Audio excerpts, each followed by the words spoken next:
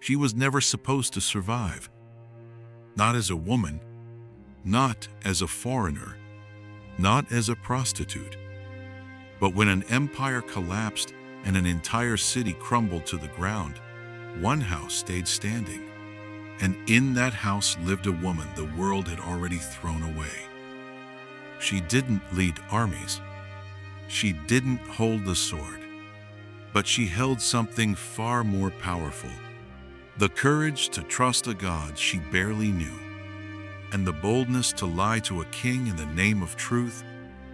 This is the story of Rahab, the prostitute who outsmarted a kingdom. And what she did with one scarlet rope changed history forever. Imagine a city so secure that no one dared attack it. That was Jericho, a fortress city with towering double walls, thick enough for chariots to race on top. It was the gateway to Canaan, a city drenched in wealth, idolatry, and power. Inside its walls, sin wasn't hidden, it was celebrated. The people worshipped Baal and Asherah with rituals that mixed violence and child sacrifice. If there was a place God would judge first, it was here.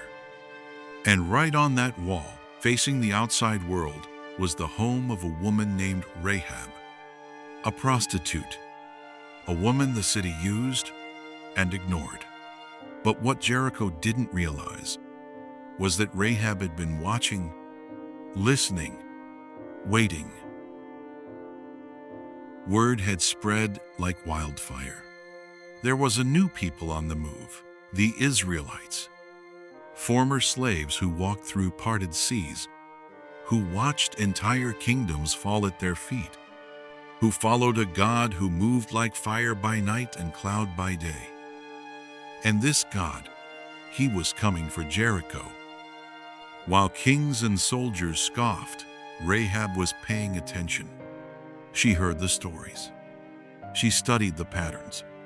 And deep in her heart, she began to believe, this isn't just war. This is judgment. And the God behind it, he's not like ours.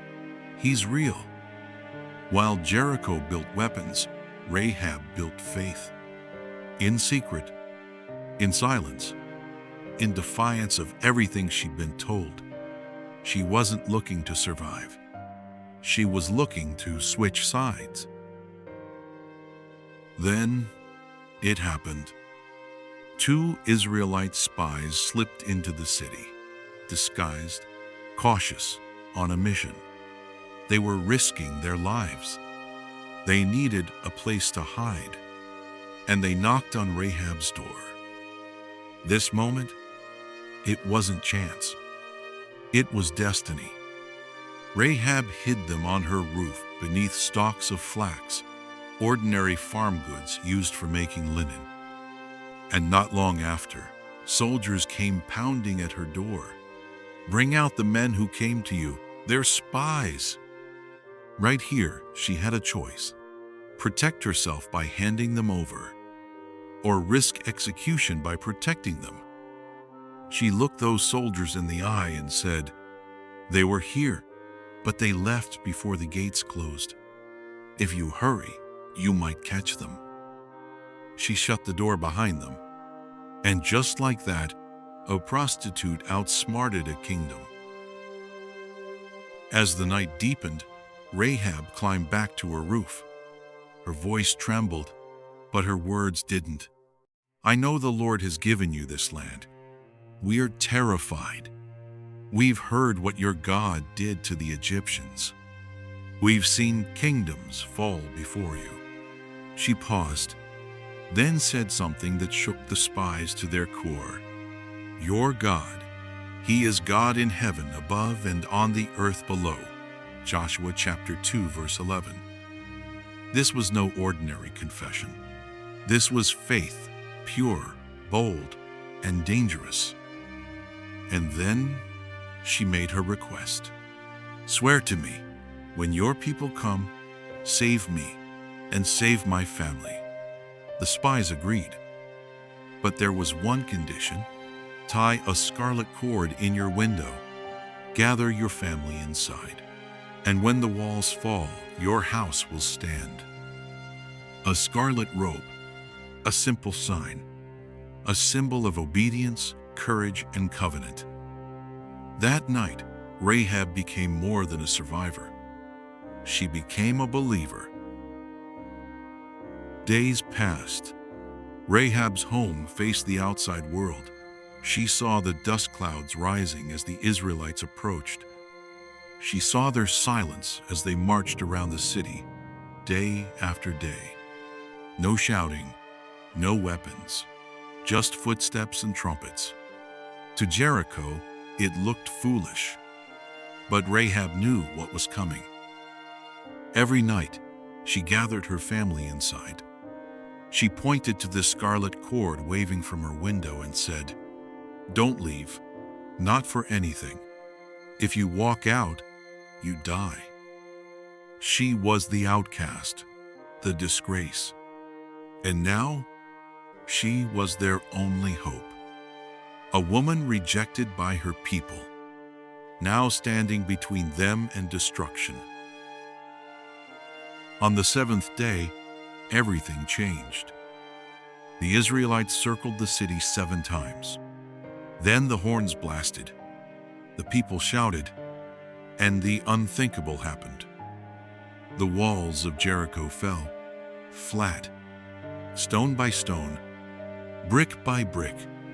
The fortress city became a ruin. But through the smoke and dust, one piece of wall stood untouched. Rahab's house. The soldiers found her. They brought her and her family out. While the rest of Jericho was reduced to ashes, Rahab stood, not as a prostitute, but as a woman of promise.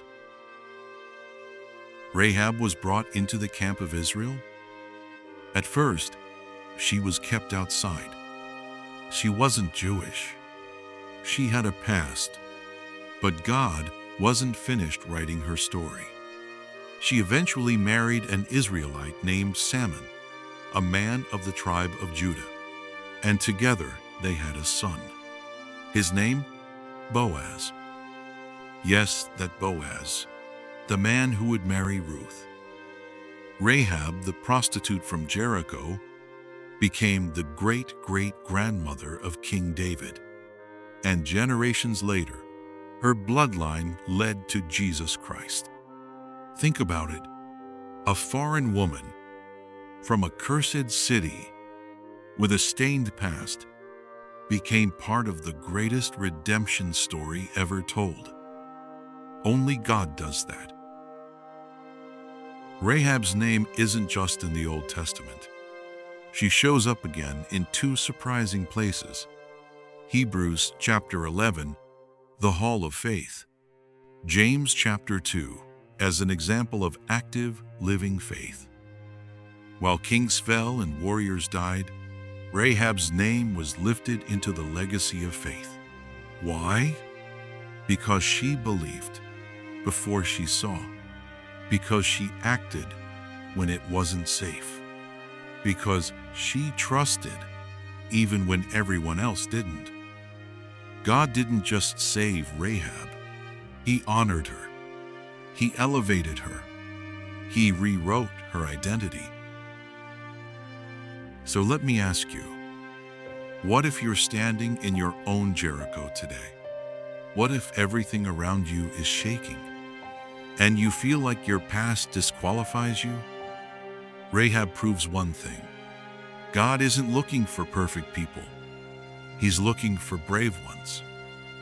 She tied a scarlet cord in her window. You might need to tie your faith to His promises, to hang on when everyone else walks away. What's your scarlet cord?